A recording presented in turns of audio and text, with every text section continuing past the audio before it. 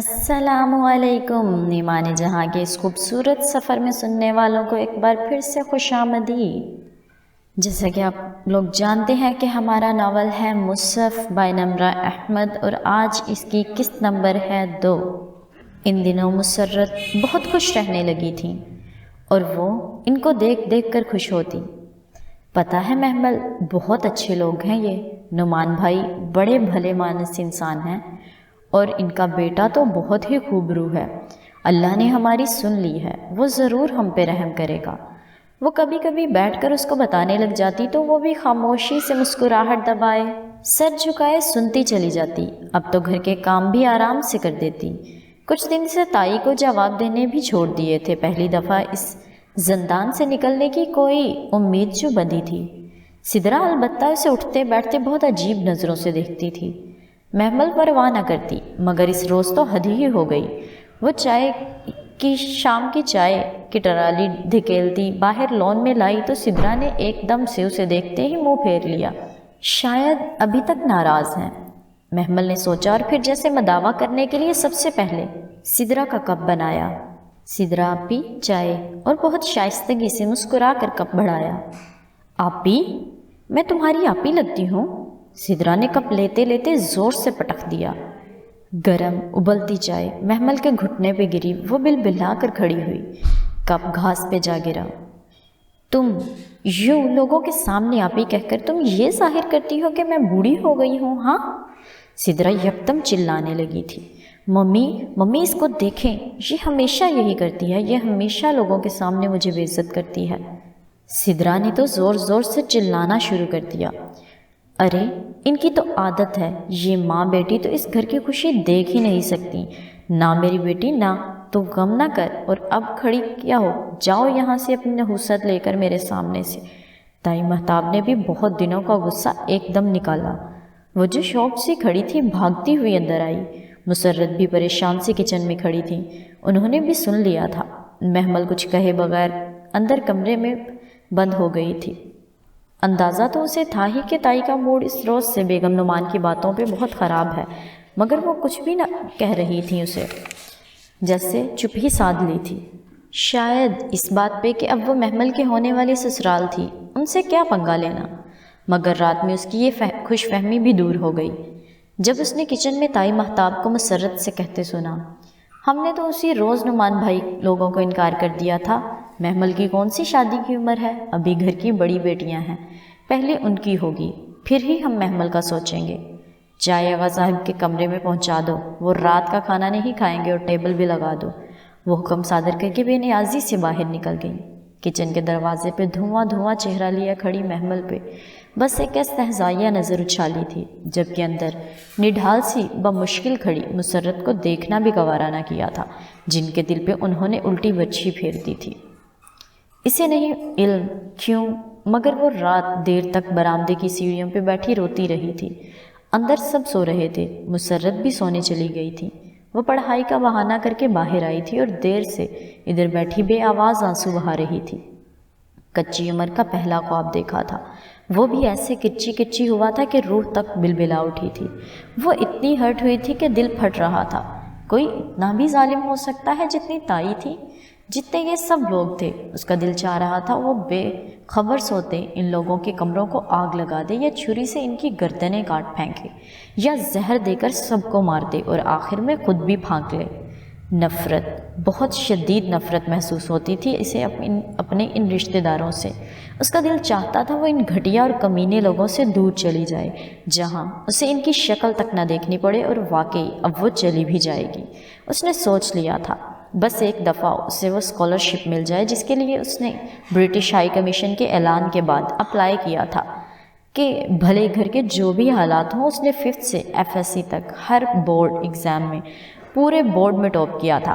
FSC pre engineering میں top کرنے کے باوجود اس کا انجینئرنگ کی طرف رجحان نہ تھا یا رہا نہ تھا، سو BSc میتھس میں ایڈمیشن لے لیا تھا، اور اسے امید تھی کہ اب بھی وہی ٹاپ کرے گی، اور اگر اسکالرشپ اسے مل جائے تو وہ بہت آسانی سے اس زندان سے چھٹکارا مل جائے گا اسے۔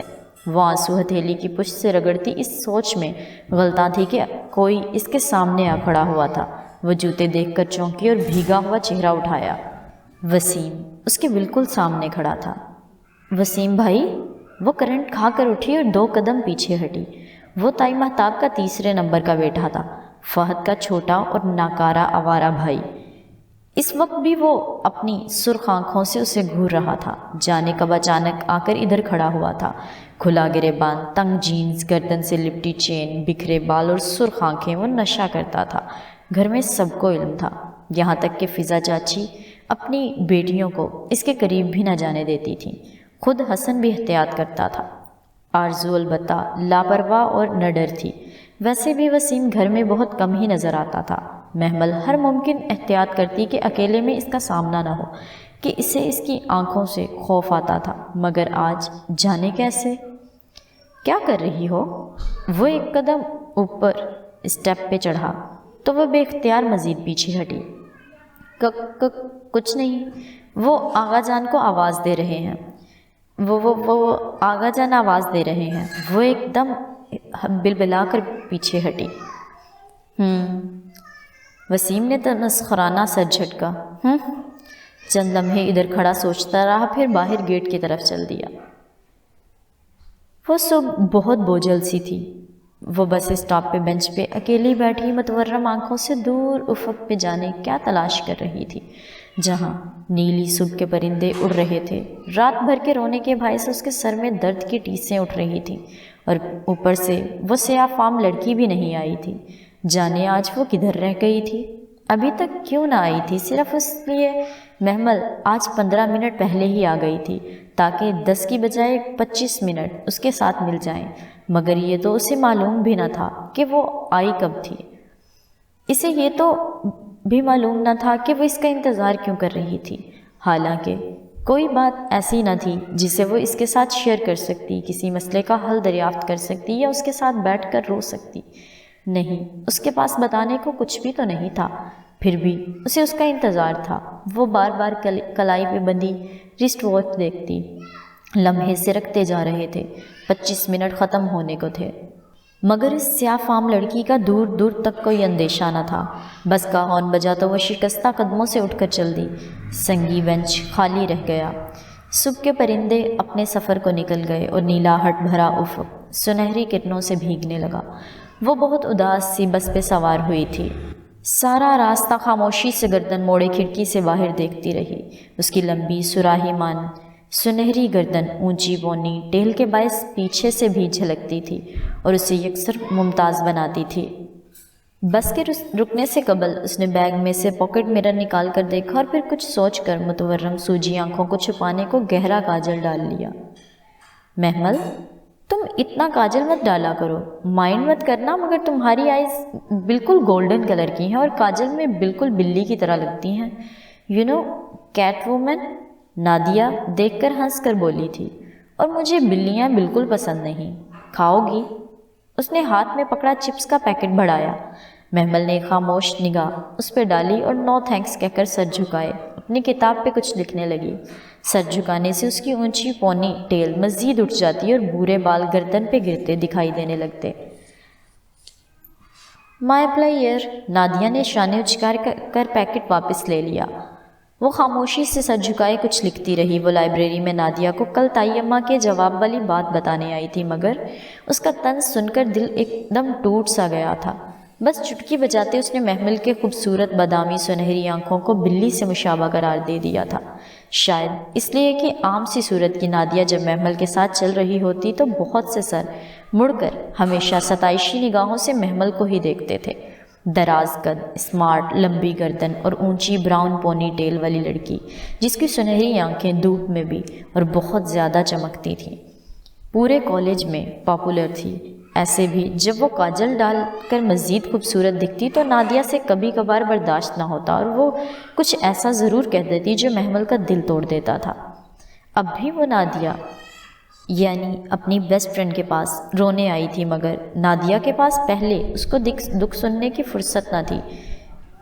وہ مسلسل اپنے نوٹس میں مگن تھی، اور جب ذرا دیر کو فارغ ہوئی تو اس کا دل کچھ ایسے توڑا کہ وہ پھر کچھ کہہ ہی نہ سکی۔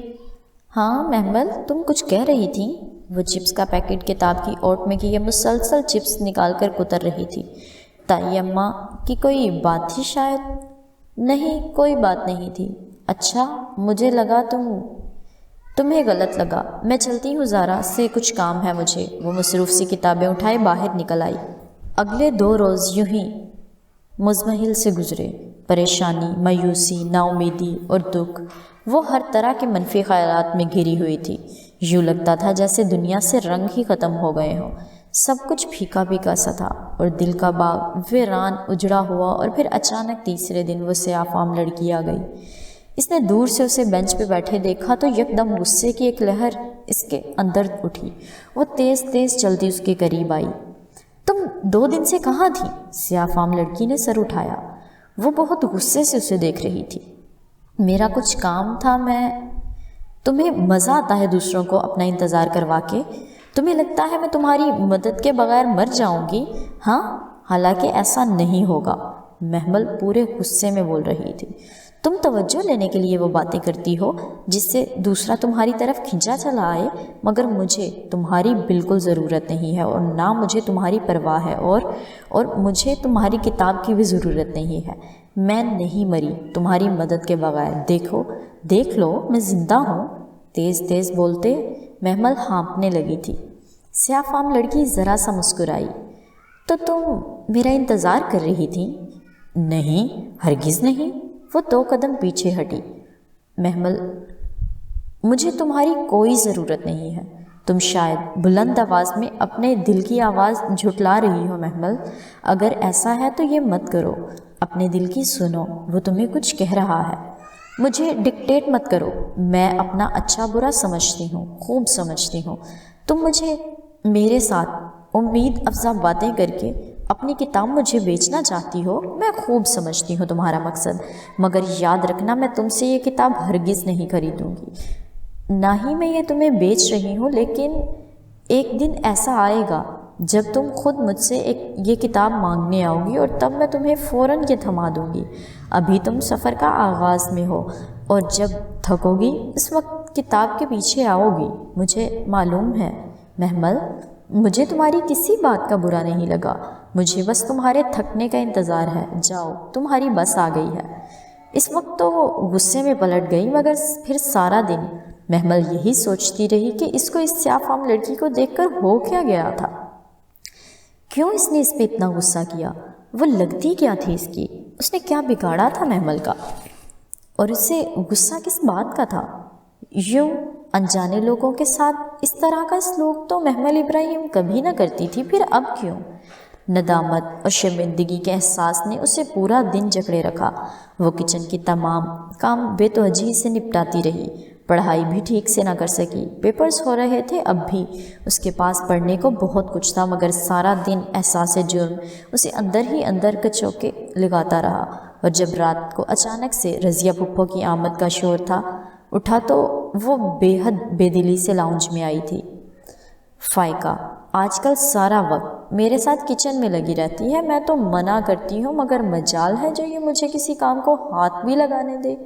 आज भी पुडिंग बनाई थी, कह रही थी सारे मामू शौक से खाते हैं, उन्हें दे आऊँ। मैंने कहा खुद ही दे आओ। मामुओं में तो जान है मेरी बच्ची की, और सब ठीक है घर में। फवाद कहाँ है? नज़र नहीं आ रहा। महताब ताई के हमरा अंदर दाखिल होती रज़िया फुप्पो ने बात के अख्ताम पे इधर उधर देखकर बज़ाहिर सरसरी सा पूछा था। फवाद तो नज़र ना आया, मगर महमल पे नज़र पड़ी तो चेहरे पे नागवारी बिखर गई। शायद इस वजह से कि इनकी आखिरी बात पे वो ज़रा सा इस्तेहज़ाइया मुस्कुराई थी। लड़की, कोई कामकाज भी है कि नहीं है तुम्हें? जब देखो लोठा की लोठा इधर उधर भाग रही होती हो। मेरी भाभी का जिगरा है जो मुफ्तखोरों को घर में टिका रखा है, वरना मैं होती तो को शायद महमल की मुस्कुराहट तपा गई थी, जैसे कोई चोरी पकड़ी गई हो। सो बिगड़ कर कहती बड़े सोफे पे बैठी। फ़ाइका भी दोनों हाथों में ट्रे पकड़े जिस पे 2 डोंगे रखे थे चली आ रही थी। फैशन के मुताबिक शॉर्ट शर्ट के नीचे ट्राउज़र्स और लंबे बाल खुले थे। जब वो पोनी के बल साफ नज़र आ रहे थे, वो सिदरा की तरह خوب میک اپ کرتی تھی اور اس طرح شاید ذرا قابل قبول لگتی تھی، اگر جو وہ گہرے مسکارے اور آئی میک اپ کے اوپر وہ بڑا سا سیاہ فریم کا چشمہ نہ لگایا کرتی۔ یہ کدھر رکھوں مومانی جان؟ وہ رک کر مدھم آواز میں پوچھ رہی تھی، ورنہ یہی فائقہ تھی جو کچھ عرصہ قبل بے ہنگم شور کیا کرتی تھی۔ کچن میں رکھ دو، بلکہ محمل تم لے جاؤ۔ لائیے۔ محمل آگے بڑھی تو فائقہ نے قدرے تذبذب سے ماں کو دیکھا۔ دے دیں فائقہ باجی، فواد بھائی تو ویسے بھی ابھی آفس سے نہیں آئے، پھپھو پوچھ رہی تھی ابھی ان کا۔ وہ بے نیازی سے کہہ کر ٹرے لیے کچن میں رکھائی۔ فواد ابھی تک نہیں آیا؟ پھپھو نے بے چینی سے گھڑی کو دیکھا، پھر فائقہ کو آنکھ کا اشارہ کیا۔ وہ فوراً مہتاب تائی کے بالکل مقابل صوفے پہ مؤدب سی بیٹھ گئی۔ ہاں کچھ کام تھا شاید، اور تم ٹھیک ہو؟ تائی ریموٹ اٹھا کر چینل بدل رہی تھی۔ انداز میں عجب شان بے نیازی تھی۔ جن کے فواد جیسے بیٹے ہوں ان پہ بیٹوں کی مائیں یوں ہی مکھیوں کی طرح بن بناتی لڑکیوں کو کہاں پسند کرتی ہیں۔ سو تائی مہتاب بھی رضیہ پھپھو کے اعتبار خوب سمجھتی تھی۔ یہ پڈنگ فائقہ باجی نے بنائی ہے پھپھو۔ وہ واپس آ کر ان کے ساتھ صوفے پہ ٹانگ رکھ کر بیٹھ گئی۔ وہی جینز کرتا، گردن میں مفلر کی طرح لپٹا دوپٹہ اور اونچی پونی ٹیل، یہ اس کا مخصوص حلیہ تھا۔ ہاں تو اور نہیں کیا؟ اچھا آپ تو اس روز آپ ہی سلمہ جو آپ کی ملازمہ ہیں اس سے پڈنگ بنوا رہی تھی۔ وہ جب میں آپ کے گھر گئی تھی آپ تو کہہ رہی تھی کہ نہ آپ کو نہ ہی فائقہ باجی کو پڈنگ بنانی آتی ہے۔ فائقہ باجی؟ اس نے چہرہ فائقہ کی طرف موڑا۔ ابھی ریسنٹلی سیکھی ہے کیا؟ ہاں میرے ساتھ آج کل سب کچھ سیکھ رہی ہے، لوگوں کی طرح بیٹھ کر مفت روٹیاں تو نہیں توڑتی، پھپھو چمک کر بولی تھی۔ تائی مہتاب ریموٹ پکڑے چینل بدل رہی تھی، چہرے پہ البتہ واضح بیزاری چھائی تھی۔ اور آپ نے کس سے سیکھی؟ اپنی ماسی سے؟ زیادہ زبان نہیں چلنے لگی تمہاری محمل؟ یہ تو میری بھابھی کا حوصلہ ہے کہ تمہیں برداشت کرتی ہیں، ان کی جگہ میں ہوتی تو 2 دن میں گھر سے نکال دیتی۔ ان کی جگہ آپ کیسے ہو سکتی تھیں پھپھو؟ دوسروں کے پیسے پہ عیش کرنا ایک آرٹ ہے اور یہ ہر کسی کو تو نہیں آتا۔ شٹ اپ محمل، تائی نے غصے سے ریموٹ رکھا۔ زیادہ بک بک کی تو ٹانگیں توڑ کر رکھ دوں گی۔ ارے ہم نہ رکھتے تو کدھر جاتی تم؟ ہاں انگلینڈ۔ وہ آرام سے ٹانگ پہ ٹانگ رکھے پاؤں جھلا رہی تھی۔ کیا مطلب؟ وہ سب چونکے تھے۔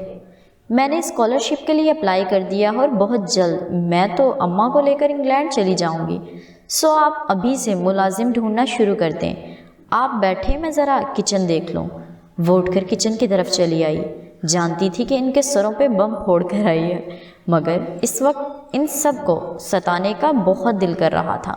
کھانے پہ ہی اس کی پیشی ہو گئی۔ تم نے کون سے اسکالرشپ کے لیے اپلائی کیا تھا؟ مہتاب بتا رہی تھی۔ کیا بات ہے؟ آغا جان نے جیسے ایک دم یاد آنے پہ خانے سے ہاتھ روک کر اسے پوچھا تھا۔ اسکالرشپ؟ آرزو نے ابرو اٹھائی۔ ندا اور سامیہ باتیں کرتی ٹھٹک گئیں۔ فضا چچی نے حیرت سے گلاس رکھا اور فواد لقمہ منہ میں ڈالتے ہوئے بری طرح چونکا۔ باقی سب بھی ایک دم رک کر اسے دیکھنے لگے، جو بہت اطمینان سے بازو بڑھائے رائتا ڈونگے سے ڈال رہی تھی۔ جی آغا جان، برٹش ہائی کمیشن کی طرف سے کچھ اسکالرشپس اناؤنس ہوئی تھیں، ماسٹرز کے لیے میں نے اپلائی کر دیا۔ اب وہ بڑا چمچہ بھر کر رائتا چاولوں پہ ڈال رہی تھی۔ امید ہے جلد ہی مل جائے گا، پھر میں انگلینڈ چلی جاؤں گی۔ سوچ رہی ہوں وہیں ساتھ ساتھ جاب وغیرہ بھی کر لوں، آخر خرچے بھی تو پورے کرنے ہوتے ہیں نا۔ چمچہ چاولوں میں ہلا کر رائتا مکس کرتے اس نے لاپرواہی سے اطلاع دی، اور اسے لگا تھا کہ ابھی گھر بھر میں طوفان کھڑا ہو جائے گا، مگر ویری گڈ، ضرور اپلائی کرو۔ آغا جان پھر سے کھانے کی طرف متوجہ ہو چکے تھے۔ اب کے حیران ہونے کی باری محمل کی تھی۔ اس نے لمحے بھر کو ٹھٹک کر انہیں دیکھا اور پھر سنبھل کر بولی، تھینک یو آغا جان۔ اس کے الفاظ پہ جہاں مسرت اطمینان سے کھانے لگی، وہاں ٹیبل پہ بہت سے لوگوں کی خاموش معنی خیز نگاہوں کا تبادلے ہوئے۔ وہ سر جھکائے چاول کھاتی رہی۔ امید تو نہ تھی کہ وہ کوئی ڈرامہ کھڑا کریں گے، مگر وجہ بھی فوراً سمجھ میں آ گئی۔ وہ باہر چلی جائے تو ان سے جائیداد میں سے حصہ کون مانگنے کھڑا ہوگا؟ ان کے لیے تو اچھا ہی تھا کہ وہ چلی جائے۔ ایسے تو نہیں چھوڑوں گی تم لوگوں کو، میں چلی بھی جاؤں گی تو ایک دن ضرور واپس آؤں گی اور اپنا حصہ طلب کروں گی، اور تم سب کو ہر اس عدالت میں گھسیٹوں گی جہاں جانے سے تم خوف کھاتے ہو۔ اس نے دل میں تہیہ کیا تھا، اور پھر جب پانی کا جگ اٹھانے کو سر اٹھایا تو یکدم چونکی۔ بے توجہی سے کھانا کھاتا فواد اسے ہی دیکھ رہا تھا۔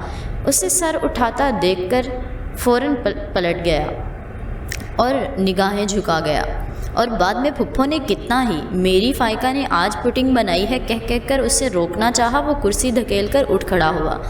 مجھے کام ہے، چلتا ہوں۔ ہاں بیٹا تم کام کرو، مہتاب نے بھی فوراً اس کی تائید کی۔ ادھر پھپھو ہائیں بائیں کرتی رہ گئیں اور وہ لمبے لمبے ڈگ بھرتا باہر نکل گیا۔ محمل کا دل یکدم اداس سا ہو گیا تھا، پتہ نہیں کیوں۔ دور بینچ پہ بیٹھی سیاہ فام لڑکی کو دیکھ کر اس کے قدموں میں تیزی آ گئی۔ وہ سبک رفتاری سے چلتی بینچ کے قریب آئی۔ Good morning. سیاہ فام لڑکی نے چونک کر سر اٹھایا اور پھر ذرا سا مسکرائی۔ Good morning to you to.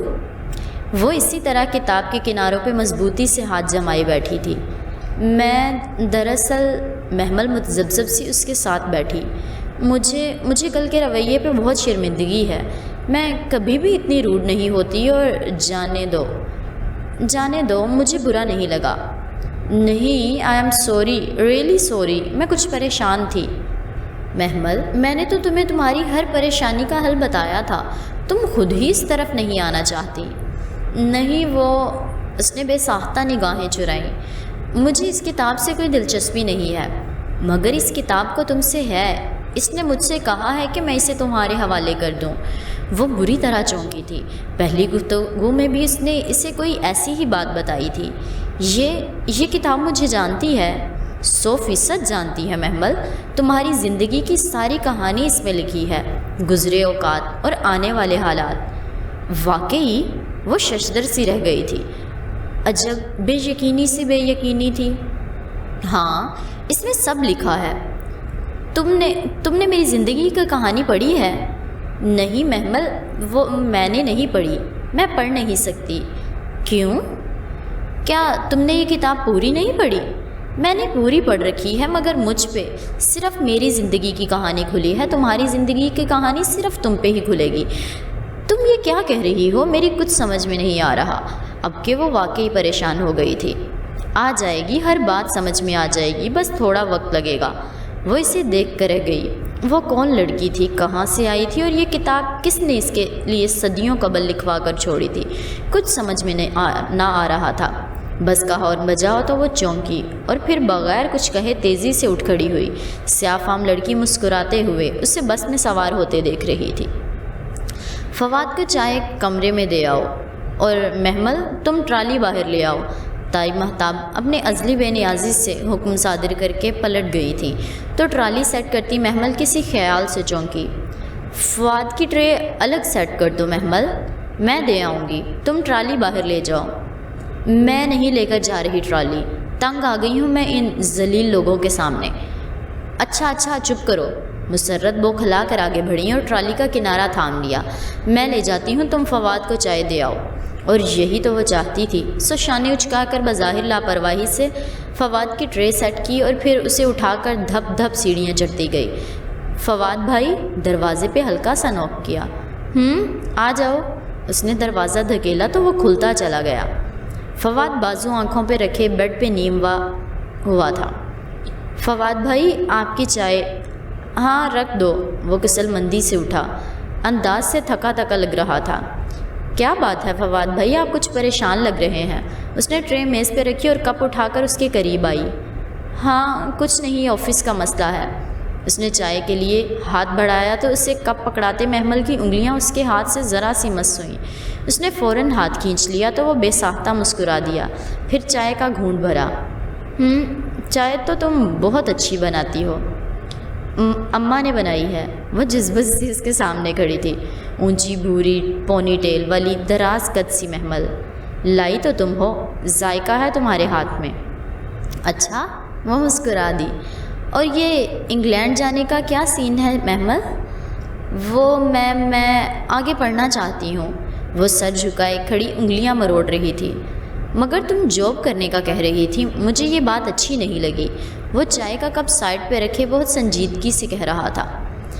میں صرف اپنے خرچوں کے لیے جاب کرنا چاہتی ہوں، اور یہ اتنی بڑی بزنس ایمپائر یہ کون سنبھالے گا؟ محمل نے جھٹکے سے گردن اٹھائی۔ اسے لگا اس نے غلط سنا ہے۔ Business empire? ہاں، تم اس کی اونر میں سے ہو۔ کیا تمہارا فرض نہیں ہے کہ تم اپنے ابا کے بزنس کو بھی توجہ دو؟ آخر کبھی نہ کبھی تو تمہیں یہ سب سنبھالنا ہے نا؟ جی؟ وہ بے یقینی سے دیکھ رہی تھی۔ اتنی حیران کیوں ہو محمل؟ وہ اٹھ کر اس کے سامنے آ کھڑا ہوا تھا۔ محمل نے دیکھا وہ اس سے خاصا لمبا تھا۔ میں پتہ نہیں، کیا تم یہ سب نہیں سنبھالنا چاہتی؟ میں سنبھالنا چاہتی ہوں، مگر کیسے؟ تم واقعی سنبھالنا چاہتی ہو؟ فواد کے چہرے پہ خوشگوار حیرت اتری تھی۔ یعنی اگر میں تمہیں اپنے ساتھ آفس میں لگانا چاہوں تو تم میرے ساتھ کام کرو گی؟ جی بالکل۔ اس کا دل ایک دم سے کسی اور ہی لے سے دھڑکنے لگا تھا، ہاتھ لرزنے لگے تھے۔ ٹھیک ہے، پھر میں شام میں آغا جان سے بات کر لیتا ہوں۔ وہ اجازت دے دیں گے؟ اس کے اندر وسوسوں نے سر اٹھایا تھا۔ شیور، کیوں نہ دیں گے؟ وہ مسکرا کر اسے تسلی دے رہا تھا، اور اسے سمجھ میں نہیں آ رہی تھی کہ وہ اپنی خوشی کا اظہار کیسے کرے۔ ایک دم ہی سب کچھ اسے اپنی مٹھی میں آتا دکھائی دینے لگا تھا۔ دولت نچھاور، محبوب قدموں میں۔ اب اسے سیاہ فام لڑکی کی کتاب کی ہرگز ضرورت نہ تھی۔ وہ ہواؤں میں اڑتی واپس اپنے کمرے میں آئی تھی، اور پھر رات میں جب فواد نے اسے اپنے ساتھ بزنس میں ہاتھ بٹانے کی تجویز آغا جان کو دی تو سب سے پہلے حسن نے بے چینی سے پہلو بدلا تھا۔ اس کی کیا ضرورت ہے فواد؟ محمل کو ابھی اپنی پڑھائی پہ توجہ دینی چاہیے، وہ ناگواری سے بولا تو محمل کو واضح برا لگا تھا۔ شکر تھا خاندان کی عورتیں وہاں نہ تھیں، ورنہ طوفان ہی آ جاتا۔ تم بیچ میں مت بولو حسن، میں آغا جان سے بات کر رہا ہوں، اور میں تمہاری باتوں کا مطلب اچھی طرح سمجھتا ہوں۔ حسن نے ایک کٹیلی نگاہ محمل پہ ڈالی تھی۔ مجھے اچھی طرح پتہ ہے کہ یہاں کیا چکر چل رہا ہے۔ Shut up! فواد بھڑک اٹھا تھا تو آغا جان نے دونوں کو جھڑک دیا۔ Shut up you both! Hasan, تم جاؤ اپنے کمرے میں۔ اور فوراً اٹھ کر وہ تیزی سے وہاں سے نکل گیا۔ اور فادی، حسن ٹھیک کہہ رہا ہے، محمل کا آفس سے کوئی تعلق نہیں ہے، نہ ہی وہ کبھی آفس جائے گی۔ مگر آغا جان، آغا بھائی ٹھیک کہہ رہے ہیں، محمل کو آفس میں کوئی کام نہیں ہے۔ بالکل، لڑکیوں کو ادھر دھکے کھانے کی کیا ضرورت ہے؟ غفران چچا اور اسد چچا نے بھی فوراً آغا جان کی تائید کر دی تو محمل نے بے بسی سے مدد طلب نگاہوں سے فواد کو دیکھا۔ اوکے، جیسے آپ کی مرضی۔ وہ شانے اچکا کر اب جھک کر اپنے بوٹ کے تسمے بند کر رہا تھا۔ اس کا دل جیسے کسی گہری کھائی میں جا گرا۔ وہ تیزی سے بھاگتی ہوئی کچن میں آئی اور سنک پہ جھک کر پھوٹ کر رونے لگی۔ اس کے آنسوؤں کے ساتھ سارے خواب گرتے بہتے چلے جا رہے تھے۔ وہ اتنا روئی کہ ہچکی بند ہونے لگی، تو بالآخر نل کھول کر منہ پہ پانی ڈالنے لگی۔ اس نے سوچ لیا تھا کہ آج وہ آخری دفعہ رو رہی ہے، وہ آج کے بعد ہرگز نہیں روئے گی۔ اس نے تو سیدھے طریقے سے سب کچھ واپس حاصل کرنے کا سوچا تھا، لیکن ان لوگوں کو سیدھا طریقہ راس نہیں آیا تھا۔ ٹھیک ہے، اب اگر ان سے انتقام لینے کو جادو یا سفلی علم کا سہارا بھی لینا پڑا تو وہ ضرور لے گی۔ اسے اب بس صبح کا انتظار تھا۔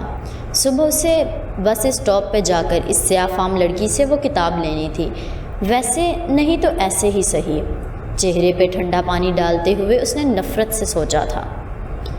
صبح اسے کالج نہیں جانا تھا، ایگزامز ختم ہو چکے تھے، مگر وہ پھر بھی بہانہ کر کے مخصوص وقت سے آدھ گھنٹہ پہلے ہی اسٹاپ پہ چلی آئی تھی اور اب مسلسل بینچ کے آس پاس ٹہل رہی تھی۔ سیاہ فام لڑکی ابھی تک نہیں آئی تھی۔ محمل بار بار کلائی پہ بندی گھڑی دیکھتی، پھر بے چین نگاہوں سے گردن ادھر ادھر گھماتی، بھوری اونچی پونی بھی ساتھ ہی جھولتی۔ اسے شدت سے اس لڑکی کا انتظار تھا، اور آج تو لگتا تھا جیسے وقت بہت دیر سے گزر رہا تھا۔ بالآخر وہ تھک کر بینچ پہ بیٹھی اور سر دونوں ہاتھوں میں تھام لیا۔ کیا میرا انتظار کر رہی تھی؟ کسی نے اس کے کندھے پہ ہاتھ رکھا تو وہ کرنٹ کھا کر اٹھی۔ وہ سیاہ فام لڑکی سامنے کھڑی مسکرا رہی تھی۔ میں تمہارا ہی ویٹ کر رہی تھی، اور میں جانتی ہوں کہ کیوں۔ وہ آرام سے بینچ پہ بیٹھی، بیگ کا اسٹرپ کندھے سے اتارا اور ایک طرف رکھا اور کتاب احتیاط سے گود میں رکھی، پھر جیسے فارغ ہو کر محمل کا چہرہ دیکھا۔ تم تھک گئی ہو؟ ہاں میں تھک گئی ہوں، میں تنگ آ گئی ہوں، اس دنیا میں میرے لیے کچھ نہیں ہے، کوئی نہیں ہے۔ ایسے نہیں کہتے، ابھی تو تمہیں وہ کچھ لینا ہے جس کی چمک سے تمہاری آنکھیں چکا چوندھ رہ جائیں گی۔ ابھی تو تم صحیح راستے پہ آئی ہو۔ مجھے صحیح اور غلط کا نہیں پتہ، اور نہ ہی میں صحیح اور غلط کی تفریق میں پڑھنا چاہتی ہوں۔ اس نے بے اختیار نگاہیں چرائی تھی اپنے دل سے، اپنے اندر بیٹھتے گلٹ کے احساس سے۔ کوئی بات نہیں، شروع میں یہ کتاب مشکل لگے گی، جیسے کوئی عذاب ہو، قید ہو، مگر پھر تم عادی ہو جاؤ گی۔ وہ ویسے ہی مسکرا رہی تھی۔ یہ کتاب مجھ سے کیسے بات کرے گی؟ محمل سحر زدہ سی اس کی گود میں رکھی کتاب کو دیکھ رہی تھی۔ روز اس کا ایک صفحہ پڑھنا، اگر مشکل لگے تو میں تمہیں کچھ ایسے لوگوں کا بتاؤں گی جو اس کتاب کا علم سکھاتے ہیں، بالکل خاموشی سے چپ چاپ اپنا کام کرتے ہیں۔ میں تمہیں ادھر لے جاؤں گی، وہ تمہیں اس قدیم زبان کا علم سکھائیں گے جس میں یہ کتاب لکھی ہوئی ہے۔ پھر جب تم روز اس کا ایک صفحہ پڑھنے کے قابل ہو جاؤ گی تو تم جانو گی ہر صفحہ تمہارے یسٹرڈے کی روداد ہے اور تمہیں ٹمورو کی تدابیر بتا رہا ہے۔ اور اگر میں ایڈوانس میں ایک صفحہ آگے پڑھ لوں تو مجھے اپنے آنے والے کل کا علم ہو جائے گا، ہے نا؟ نہیں، تم ایک دن میں پوری کتاب بھی پڑھ لو تو بھی وہ تمہارا یسٹرڈے کی روداد رہے گی، لیکن اگر وہی صفحے تم اگلے دن پڑھو تو وہ اس دن کے حساب سے تمہاری گزشتہ دن کی روداد بن جائے گا۔ کیا مطلب؟ وہ الجھ سی گئی۔ یہ کیسے ہو سکتا ہے کہ ایک ہی صفحے میں ایک دن میں ہی مطلب بدل جائے؟ اگر یہ نہ ہوتا تو کیا تم آج اس کتاب کی طرف یوں ہی کھینچی چلی آتی؟ تم واقعی سچ کہہ رہی ہو؟ محمل اندر سے خوفزدہ بھی تھی۔ تمہیں شک ہے کیا؟ نہیں، مگر تم مجھے یہ کیوں دے رہی ہو؟ تمہارا اس میں کیا فائدہ ہے؟ اپنی دانست میں محمل نے خاصا عقل مندانہ سوال کیا تھا۔ میرا ہی تو اصل فائدہ ہے۔ وہ پھر اسی پر اصرار طریقے سے مسکرائی تھی۔ جو کچھ تمہیں حاصل ہوگا اس کا ایک شیئر تو مجھے ہی جائے گا۔ شیئر؟ وہ دنگ رہ گئی تھی۔ اس کا مطلب کیا؟ مطلب کتنا شیئر؟ کتنے %؟ آدھا شیئر یا شاید اس سے کچھ کم، معلوم نہیں، مگر یہ تمہارا مسئلہ نہیں ہے۔ میرا حصہ مجھ تک پہنچ جائے گا، یہ کتاب خود میرے پاس آ کر مجھے میرا حصہ دلوائے گی۔ اچھا؟ محمل متحیر سی تھی۔ پھر میں یہ لے لوں؟ پہلے خوب اچھی طرح سوچ لو محمل۔ سب سوچ لیا ہے، وہ تیزی سے بولی اور کتاب پہ ہاتھ رکھا، مبادا وہ اسے واپس ہی نہ لے جائے۔ پھر لے جاؤ، مگر یاد رکھنا محمل، یہ ایک بہت بڑا بوجھ ہے جو میں تمہیں دے رہی ہوں۔ اگر تم نے وہ جنہیں تم عملیات کہتی ہو کر لیے اور ویسے ہی کیا جیسے یہ کتاب تمہیں کہے تو پھر سب کچھ بدل جائے گا۔ تم اس کتاب میں رہنے لگو گی، اسی سے بات کرنے لگو گی، اس کے علاوہ تمہیں کچھ نظر نہیں آئے گا۔ دیوانی ہو جاؤ گی، سحر زدہ مجنوں، اور پھر اگر تم نے اس کو چھوڑنا چاہا تو تباہ ہو جاؤ گی۔ جو ملا تھا وہ بھی جائے گا اور جو پہلے سے تھا وہ بھی عذاب بن جائے گا۔ جاؤ، اسے لے جاؤ۔ اس نے سیاہ جلد والی بھاری کتاب اٹھا کر اس کی طرف بڑھائی اور جب محمل ابراہیم نے اسے تھامنا چاہا تو اس کے ہاتھ لرزنے لگے۔ Thank you. کیا یہ مجھے تمہیں واپس کرنی ہوگی؟ نہیں، اور جب میں پوری پڑھ لوں، ختم کر لوں تب پھر سے شروع کر دینا، یہ کتاب کبھی پرانی نہیں ہوگی۔ Thank you. وہ کپ کپاتی انگلیوں سے کتاب پکڑے تیز قدم گھر کی سمت بڑھ گئی۔ کتاب کی سیاہ جلد سرد تھی، بے حد یخ سرد۔ کوئی اسرار تھا اس میں، کوئی قدیم راز۔ پر اسرار کتاب وہ آج بے نقاب کرنے جا رہی تھی۔ جب اس نے گیٹ کھولا تو اسے محسوس ہوا کہ اس کی ٹانگیں کانپ رہی ہیں اور دل تو ایسے دھڑک رہا تھا جیسے ابھی سینہ توڑ کر باہر گرے گا۔ بوجھ، بہت بھاری بوجھ تھا جو اس تھکی ہوئی لڑکی سے لیا تھا۔ اندر ہی اندر اس کا دل ڈر رہا تھا، کہیں وہ تباہی کے کسی رستے کی طرف تو نہیں جا رہی۔ یہ سیاہ علم، سفلی عملیات، یہ اچھی چیزیں تو نہیں، پھر وہ کیوں اسے اٹھا لائی تھی؟ محمل نے رک کر سوچنا چاہا مگر اب واپسی کا کوئی راستہ نہ تھا۔ دولت نچھاور، محبوب قدموں میں، دنیا پہ راج۔ اسے بہت سی چیزیں اکٹھی کرنی تھی اور وہ کتاب اس کے ہر مسئلے کا حل تھی۔ اسے بیگم نعمان کے بیٹے کا ٹھکرایا گیا رشتہ یاد آیا۔ اسے رات فواد کی بات پہ سب کا رد عمل یاد آیا۔ اسے اپنی بے پناہ دولت بھی یاد آئی جس پہ عیش کوئی اور کر رہا تھا۔ پھر وہ کیسے اس لڑکی کو وہ کتاب سب خزانوں کی کنجی واپس کراتی۔ پھر وہ نہیں رکی، وہ کتاب سینے سے لگائے سر جھکائے تیز قدموں سے چلتی لاؤنج میں داخل ہوئی تھی۔ کہاں سے آ رہی ہو؟ وہ جو اپنے خیال میں گم تھی آواز پہ گھبرا کر 2 قدم پیچھے ہٹی۔ سامنے تائی مہتاب قدرے مشکوک نظروں سے اسے دیکھ رہی تھی۔ اس نے بے اختیار خشک لبوں پہ زبان پھیری۔ وہ نادیہ سے کچھ نوٹس لینے تھے، بس اسٹاپ تک گئی تھی، اماں کو بتا کر گئی تھی۔ تمہاری ماں تو کہیں کی لینڈ لیڈی ہے نا جس کی اجازت کافی تھی؟ وہ تائی چچا اسد کو بھی بتایا تھا۔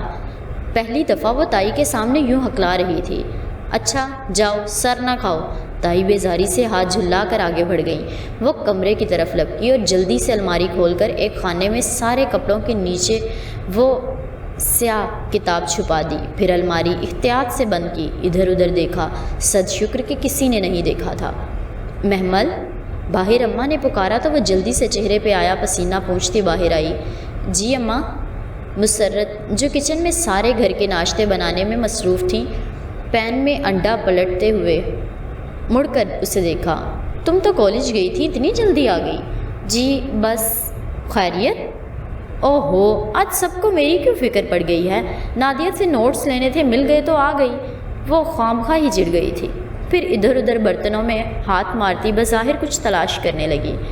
میں تو ایسے ہی پوچھ رہی تھی، اچھا ناشتہ تو کر لو۔ نہیں، بھوک نہیں ہے۔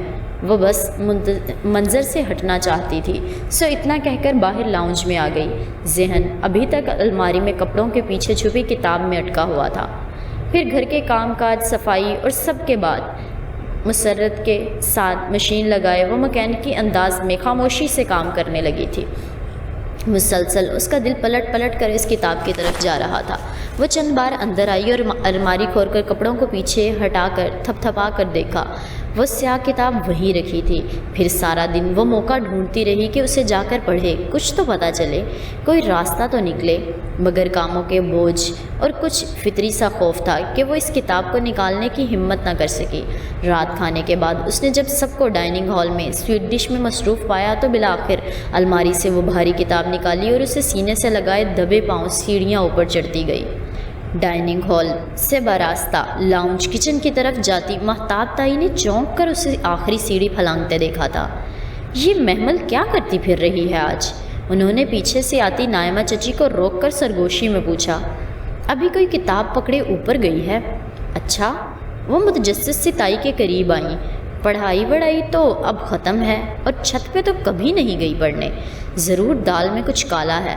اور ان کی سرگوشیوں سے بے خبر وہ باہر ٹیرس پہ نکل آئی، آہستہ سے دروازہ بند کیا اور ریلنگ کے ساتھ نیچے زمین پہ بیٹھ گئی۔ کتاب گھٹنوں پہ رکھے وہ کتنی ہی دیر اسے دیکھتی رہی، محرومیوں، نارسائیوں اور دکھوں کے اس کئی برس پرانے کرب کی اب جیسے انتہا ہو چکی تھی۔ اس سے اب مزید برداشت نہ ہوتا تھا، غلط ہو یا صحیح، وہ زندگی سے اپنا حصہ ضرور وصول کرے گی۔ ایک ٹھوس اور قطعی فیصلہ کر کے محمل ابراہیم نے کتاب کی سیاہ جلد پہ ہاتھ رکھا۔ وہ بے حد سرد تھی، ٹھنڈی اور پرسکون۔ وہ جلد پلٹنے ہی لگی تھی کہ ایک دم ٹیرس کا دروازہ دھاڑ سے کھلا۔ اس نے گھبرا کر سر اٹھایا اور ایک لمحے کو تو زمین آسمان اس کی نگاہوں کے سامنے گھومنے لگے۔ آغا جان، دونوں چچا، تائی مہتاب، نائمہ چچی اور لڑکیاں اور مسرت بھی سب ایک ساتھ باہر آئے تھے۔ یہ کیا ہو رہا ہے یہاں؟ آغا جان غصے سے گرائے تھے۔ محمل، کیا کر رہی ہو ادھر؟ وہ ہکا بکا منہ کھولے انہیں دیکھتی رہ گئی۔ ادھر کیا بیٹھی ہو؟ سامنے آؤ، تائی مہتاب چمک کر بولی، اور اس کو تو جیسے ٹانگوں میں سے جان ہی نکل رہی تھی۔ وہ مشکل اٹھی اور 2 قدم آگے بڑھی۔ کتاب اسی طرح دونوں ہاتھوں میں مضبوطی سے پکڑی تھی اور پورا جسم لرز رہا تھا۔ وہ آغا جان، میں پوچھ رہا ہوں اتنی رات کو ادھر کر کیا رہی ہو تم؟ میں پڑھ رہی تھی۔ لفظ لبوں پہ ہی دم توڑ گئے تھے، اس کی ٹانگیں کانپنے لگی تھیں۔ کیا پڑھ رہی ہو؟ ادھر دکھاؤ۔ آغا جان کے لہجے کی سختی کم نہیں ہوئی تھی۔ انہوں نے کتاب لینے کو ہاتھ بڑھایا تو وہ بدک کر پیچھے ہٹی۔ کچھ نہیں۔ اس نے کتاب پیچھے کرنی چاہی اور پھر اس نے دیکھا آغا جان کے پیچھے کھڑی مسرت کی آنکھوں میں آنسو تھے، اور تائی وہ تو فاتحانہ مسکرائی تھی۔ ارے ہم بھی تو دیکھیں، بھری رات میں ادھر کون سی کتابوں میں چھپا کر خط و کتابت ہو رہی ہے؟ میں تو پہلے ہی کہتی تھی یہ لڑکی کوئی چاند ضرور چڑھائے گی۔ اس کے ارد گرد جیسے دھماکے ہو رہے تھے۔ نہیں تائی نہیں، وہ پھٹی پھٹی نگاہوں سے انہیں دیکھتی نفی میں سر ہلا رہی تھی۔ میں نے کچھ نہیں کیا، میں تو پڑھ رہی تھی۔ آغا جان نے زور سے اس کے ہاتھوں سے کتاب چھینی۔ پڑھ رہی تھی تو دکھاتی کیوں نہیں ہو؟ ایک غصیلی نظر اس پہ ڈال کر انہوں نے کتاب اپنے سامنے کی۔ میں بھی کہوں کیوں رات کو چھت پہ آ جاتی ہے؟ کس کے ساتھ منہ کالا کرتی ہے؟ یہ زبان جو اتنی لمبی ہو رہی ہے۔ ارے میں بھی کہوں کوئی تو ہے اس کے پیچھے آغا صاحب، اس سے کہیے کہ جس مردود کے لیے چٹھیاں ڈالنے ہیں۔ ارے میں بھی کہوں کوئی تو ہے اس کے پیچھے آغا صاحب، اس سے کہیے کہ جس مردود کے لیے چٹھیاں ڈالنے ادھر آتی ہے اس سے کہے کہ ابھی آئے اور 2 بول پڑھا کر اسے لے جائے، خاندان بھر میں بدنام کرے گی ہمیں۔ اور اسے لگا آج وہ واقعتاً ہار گئی ہے۔ آغا جان کتاب کے صفحے پلٹ رہے تھے، ہر پلٹتے صفحے کے ساتھ اس کا دل ڈوبتا جا رہا تھا۔ اس نے سر جھکا کر آنکھیں سختی سے میچ لیں۔ آج وہ اسے یقیناً قتل کر ڈالیں گے۔ وہ سفلی عملیات میں پڑ گئی تھی۔ کبھی نہیں بخشیں گے۔ شرم نہیں آتی تمہیں گھٹیا عورت؟ آغا جان ایک دم دھاڑے تھے تو رہی سہی جان بھی نکل گئی۔ اسے لگا وہ لہرا کے گرنے کو ہے جب میں نے کیا کیا ہے؟ تائی کی ہکلاتی آواز نکلی۔ محمل نے جیسے کسی خواب سے جاگ کر سر اٹھایا۔ وہ کھلی کتاب ہاتھ میں پکڑے محمل سے نہیں تائی سے مخاطب تھے۔ تمہیں شرم نہیں آئی اس یتیم بچی پہ الزام لگا کر ہم سب کو اکٹھا کر کے؟ ڈوب مرو تم۔ ایسے الفاظ کہنے سے پہلے وہ اب چھت پہ پڑھ بھی نہیں سکتی۔ محمل نے پلکیں زور سے جھپکائیں۔ یہ آغا جان کیا کہہ رہے تھے؟ مگر آغا صاحب وہ اس کتاب میں ڈوب مرو تم بے دین عورت، وہ قرآن پڑھ رہی تھی۔ تم قرآن کی حرمت کا تو پاس رکھ لیتی۔ انہوں نے سیاہ کتاب بند کی، اسے چوما، آنکھوں سے لگایا اور محمل کی طرف بڑھا دیا۔ بیٹا نیچے پڑھ لیتی، تم سب پریشان نہ ہوتے۔ یہ لو۔ وہ اسے کتاب تھما کر ایک کٹیلی نگاہ ان عورتوں پہ ڈال کر واپس ہو لیے۔ نہ تو اب چوروں کی طرح پڑے گی تو بندہ شک تو کرے گا ہی، ورنہ میرا کیا دماغ خراب ہے کہ یوں کہتی؟ تائی شرمندہ سی پلٹی تھی۔ آغا جان کبھی کبھار نہیں انہیں یوں ہی سب کے سامنے جھڑک دیا کرتے تھے، خصوصاً جب وہ اپنے رشتہ داروں پہ بے دریغ پیسے لٹاتی تھیں۔ اور نہیں تو کیا، آہستہ آہستہ سب نادم سے پلٹ گئے تھے۔ وہ اسی طرح ساکت سی کتاب ہاتھ میں لیے کھڑی تھی۔ ٹیرس خالی ہو چکا تھا، سب جا چکے تھے، پرسکون اور سرخرو مسرت بھی، اور وہ اسی طرح پتھر کا بت بنے وہاں کھڑی تھی۔ اس کتاب کا ہر صفحہ تمہارے گزرے دن کی روداد ہے۔ یہ کتاب کبھی پرانی نہیں ہوگی۔ تم سب کو اپنی مٹھی میں کر کے دنیا پہ راج کرو گی۔ اس سیاہ فام لڑکی کا ایک ایک فکرہ تماچے کی طرح اس کے منہ پہ برس رہا تھا۔ تڑاخ تڑاخ تڑاخ۔ اسے لگا وہ کبھی اپنی جگہ سے ہل نہیں سکے گی، یوں صدیوں اس اندھیرے ٹیرس پہ کھڑی رہے گی۔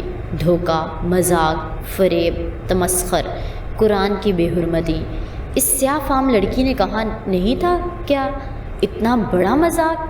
ایک پریشان حال لڑکی کو سبز خواب دکھا کر اسے اسی کی مقدس کتاب پکڑا دی۔ یہ ہوا کیا تھا اس کے ساتھ؟ اس کے ساتھ ابھی تک اس کے ہاتھ لرز رہے تھے۔ نہایت بے یقینی کے عالم میں اس نے سیاہ جلد والی کتاب کو چہرے کے سامنے کیا۔ سیاہ جلد صاف تھی، بے داغ، بے لفظ۔ اس نے درمیان سے کتاب کھولی۔ اپنی عربی کی عبارتیں تھیں اور نیچے انگریزی کی۔ سب سے اوپر لکھا تھا الکہف، دا کیو۔ اس نے جب چند صفحے آگے کھولے، العنکبوت، دا اسپائڈر۔ اس نے شروع سے دیکھا، المائدہ، دا ٹیبل سپریڈ۔ محمل نے کتاب بند کر دی۔ آغا جان نے ٹھیک کہا تھا، وہ قرآن تھا۔ ان کی مذہبی کتاب، مقدس کتاب، اور اس فرنگن نے کیسے قصے گھڑ دیے تھے اس کے ساتھ۔ ذلیل عورت، وہ شوق سے نکلی تو بے پناہ غصہ آیا۔ وہ لڑکی تو اپنے گھر بیٹھی اس پہ ہنس رہی ہوگی، اس کا تمسخر اڑا رہی ہوگی، اور وہ بھی کتنی جلدی بے وقوف بن گئی۔ اف! وہ تیز تیز قدموں سے سیڑھیوں کی طرف لپکی، نہ سر پہ دوپٹہ، نہ وضو، نماز، اور چلے ہیں قرآن پڑھنے۔ ہاں، لاؤنج کے بڑے صوفے پہ بیٹھی تائی اسے زینے اترتے دیکھ کر اونچی بڑبڑائی تھی۔ بڑے عرصے بعد آغا جان نے انہیں سب کے سامنے بے عزت کیا تھا، اور وہ بھی صرف اور صرف محمل کی وجہ سے۔ انہیں اب کسی طرح تو غصہ اتارنا تھا، مگر محمل کوئی بھی جواب دیے بغیر سر جھکائے تیزی سے اپنے کمرے کی طرف بڑھ گئی۔ صبح پھر وہ جلدی آ گئی تھی۔ سیاہ فام لڑکی آج بہت پہلے سے اس بنچ پہ بیٹھی تھی۔ اسے دیکھ کر محمل کے 2 قدم تیز ہو گئے۔ قدموں کی چاپ پہ ہی اس نے سر اٹھایا۔ محمل نے دیکھا، اسے دیکھ کر اس کی سیاہ آنکھوں میں امید کے دیے جل اٹھے تھے۔ سڑک خالی تھی، 2 نارنجی، سورج طلوع ہو رہا تھا۔ محمل اس کے بالکل سامنے آ کھڑی ہوئی۔ سورج کی نارنجی شعاعیں اس کے پیچھے چھپ گئیں۔ تمہیں شرم تو نہیں آئی ہوگی میرے ساتھ ایسا بیہودہ مذاق کر کے؟ سیاہ فام لڑکی کی نگاہیں اس کے ہاتھوں پہ پکڑی، کتاب پہ جھکی۔ ایک دم ہی اس کی آنکھوں کی جوت بجھ گئی۔ مصحف واپس کرنے آئی ہو؟ مصحف؟ اکھڑی اکھڑی سی محمل نے ابرو اٹھائی۔ ہم عرب کی دنیا میں قرآن کو مصحف کہتے ہیں۔ تم نے مجھے کیا قصے کہانیاں سنا کر قرآن تھما دیا؟ یہ کوئی مذاق کرنے کی کتاب تو نہ تھی، یہ تو قرآن تھا۔ قرآن نہیں، قرآن۔ وہ اداس سی مسکرائی تو محمل نے شانے اچکائے۔ بہرحال تمہیں یہ پریکٹیکل جوک کر کے مجھے شرمندہ کرنے پہ شرم آنی چاہیے۔ میں تو کیا سوچ رہی تھی اور تم نے مجھے ایک مقدس کتاب تھما دی؟ تو تم کسی غیر مقدس چیز کی توقع کر رہی تھی کیا؟ جی نہیں، وہ تل ملائی، پھر قرآن اس کی گود میں رکھا۔ یہ میرے پاس پہلے سے ہے، مجھے ضرورت نہیں ہے۔ بیٹھ کر بات کر لو محمل، میں ٹھیک ہوں۔ وہ اسی طرح سینے پہ ہاتھ باندھے اکھڑی اکھڑی سی کھڑی رہی۔ اچھا، اس نے نرمی سے مصحف کی سیاہ جلد پہ ہاتھ پھیرا، تو تم نے یہ پڑھ رکھا ہے؟ فام لڑکی کی آنکھوں میں سارے زمانے کی اداسی سموئی تھی۔ ہاں، اور بچپن میں ہی پڑھ لیا تھا۔ اللہ کا شکر ہے کہ ہم شروع سے ہی مسلمان ہیں، وہ عادتاً جتا کر بولی تھی۔ اور تمہیں ہماری مقدس کتاب کے بارے میں غلط فہمیاں ہیں۔ یہ کوئی فال نکالنے والی کتاب نہیں ہے، نہ ہی اس میں یہ تمہاری سٹوری ہے۔ لا حول ولا قوت۔ اچھا، وہ ذرا سا مسکرائی۔ چلو پھر بیٹھو اور مجھے بتاؤ کہ اس میں کیا ہے۔ محمل بولنے لگی۔ اس میں احکامات ہیں، نماز، روزے، حج، زکوٰۃ کے۔ وہ اس کے ساتھ بینچ پہ بیٹھ کر اسے بہت سمجھداری سے بتانے لگی۔ اس میں پرانی قوموں کے قصے ہیں، قومیں عاد، نمرود اور بنی اسرائیل۔ یہ بنی اسرائیل کا کیا مطلب ہے محمل؟ مطلب؟ وہ ہلکا سا گڑبڑائی۔ بنی اسرائیل کا مطلب ہے اسرائیل کے بیٹے۔ وہ پوچھ رہی تھی یا بتا رہی تھی، خود بھی سمجھ نہ پائی تھی۔ اسرائیل کا مطلب عبداللہ ہوتا ہے، ایل اللہ کو کہتے ہیں۔ یہ یعقوب کا نام تھا۔ ہاں، حضرت یعقوب علیہ السلام کا قصہ، حضرت یوسف علیہ السلام کا قصہ سب پڑھ رکھا ہے میں نے، سب پتہ ہے مجھے۔ ہمیں تو کورس میں پڑھایا گیا تھا۔ یوسف علیہ السلام اور زلیخا والا قصہ۔ یوسف علیہ السلام اور کس والا قصہ؟ سیاہ فام لڑکی کی آنکھوں میں حیرت ابھری۔ یوسف علیہ السلام اور زلیخا والا قصہ؟ عزیز مصر کی بیوی کا نام زلیخا تھا، کیا نہیں تھا؟ محمل کنفیوزڈ ہو گئی تھی۔ کیوں؟ کوئی دلیل ہے تمہارے پاس محمل؟ کوئی حجت؟ دلیل، حجت؟ وہ ٹکر ٹکر اس کا چہرہ دیکھنے لگی۔ ہمارے کورس کی گائیڈ بک میں لکھا تھا۔ کورس کی گائیڈ بک انسان کی بات ہے، اور انسان کی بات میں دلیل نہیں ہوتی۔ دلیل صرف قرآن یا حدیث سے پیش کی جاتی ہے، کیونکہ دونوں نازل خداوندی ہوتے ہیں، قرآن اور حدیث میں، اور نہ ہی اسرائیلیات میں کہیں بھی نہیں بتایا گیا کہ اس عورت کا نام زلیخا تھا۔ اس کا لہجہ نرم تھا۔ مصر کی اس عورت سے ایک غلطی ہوئی تھی، ایک جرم سرزد ہوا تھا مگر اللہ نے اس کا پردہ رکھ لیا، اس کا فعل تو بتایا مگر نام نہیں، اور جس چیز کا پردہ اللہ رکھے وہ کھل نہیں سکتا۔ مگر ہم نے یوسف و زلیخا کے قصے ہر مسجد و منبر پر جا کر سنائے۔ ہم کیسے لوگ ہیں محمل؟ ہیں؟ تو اس کا نام زلیخا نہیں تھا؟ وہ ساری خفگی بھلا کر حیرت سے پوچھ رہی تھی۔ ہاں محمل، اس کا نام راز ہے، اور میرا اور تمہارا رب وہ راز نہیں کھولنا چاہتا، سو یہ ہمیشہ راز ہی رہے گا۔ اچھا، اس نے شانے اچکائے۔ پہلی دفعہ اسے اپنی علمی کمتری کا خفیف سا احساس ہوا تھا، مگر یہ ماننا محمل کی انا کی شکست تھی، سو لاپرواہی سے ادھر ادھر دیکھنے لگی۔ بہرحال مجھے افسوس ہے کہ تمہارے کنسپٹ قرآن کے بارے میں غلط ہیں۔ یہ کتاب وہ نہیں ہے جو تم اسے سمجھتی ہو، اور اگر یہ نہ ہوئی جو تم اسے سمجھتی ہو تو محمل، میں صحیح ہوں، مجھے پتہ ہے، سب پتہ ہے۔ تمہیں جو کوئی اس نور کی طرف بلائے گا تم اسے یہی کہو گی محمل، مگر تم نے یہ تو نہیں بتایا تھا کہ یہ قرآن ہے، تم نے تو کچھ اور ہی قصے سنائے تھے، آخر کیوں؟ اگر میں تمہیں تبلیغ کرتی تو تم اکتا کر مجھ سے دور بھاگ جاتی، اب بھی یہی تو ہوا ہے۔ وہ جتا کر بولی تو سیاہ فام لڑکی نے مسکرا کر سر جھٹکا۔ لیکن اب تمہاری حجت تمام ہو چکی ہے، آگے تمہاری مرضی۔ ایک سیاہ مرسڈیز زن سے اس کے سامنے سے گزری، تھوڑی دور جا کر اس کی ٹائر چرچرائے اور پھر رک کر تیزی سے ریورس ہوئی۔ محمل نے چونک کر دیکھا، ڈرائیونگ سیٹ پہ فواد بیٹھا تھا۔ وہ حیران سی کھڑی ہوئی، وہ اسے اپنی طرف آنے کا اشارہ کر رہا تھا، ساتھ ہی اس نے ہاتھ بڑھا کر فرنٹ سیٹ کا دروازہ کھولا۔ وہ جیسے کھل کر مسکرائی تھی اور بینچ پہ رکھا بیگ کندھے پہ ڈالا۔ سیاہ فام لڑکی نے اس کی نگاہوں کے تعاقب میں دیکھا اور پھر محمل کی مسکراہٹ کو۔ تمہارے پاس دو راستوں کا انتخاب ہوتا ہے، مصحف یا دل۔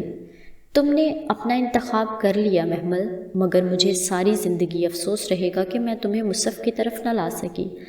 اب تمہیں جو بھی لے آئے میرا اس میں حصہ نہ ہوگا، لیکن میں ہمیشہ تمہارے لیے دعا کروں گی۔ سیاہ جلد والے مصحف کو سینے سے لگائے اپنا بیگ کاندھے پہ ڈال کر وہ اداس سیاہ فام لڑکی اٹھی اور خالی سڑک پہ ایک طرف کو چل دی۔ محمل نے دیکھا وہ لنگڑا رہی تھی، وہ سر جھٹک کر گاڑی کی طرف بڑھ گئی۔ جی فواد بھائی، اس نے فرنٹ سیٹ کے کھلے شیشے سے جھک کر پوچھا تھا۔ آؤ بیٹھو۔ محمل، فواد اور مصحف کی کہانی کو مزید جاننے کے لیے انتظار کیجیے اگلے ایپیسوڈ کا۔ ملیں گے اگلے ایپیسوڈ کے ساتھ، تب تک کے لیے دعاؤں میں یاد رکھیں۔ اللہ حافظ۔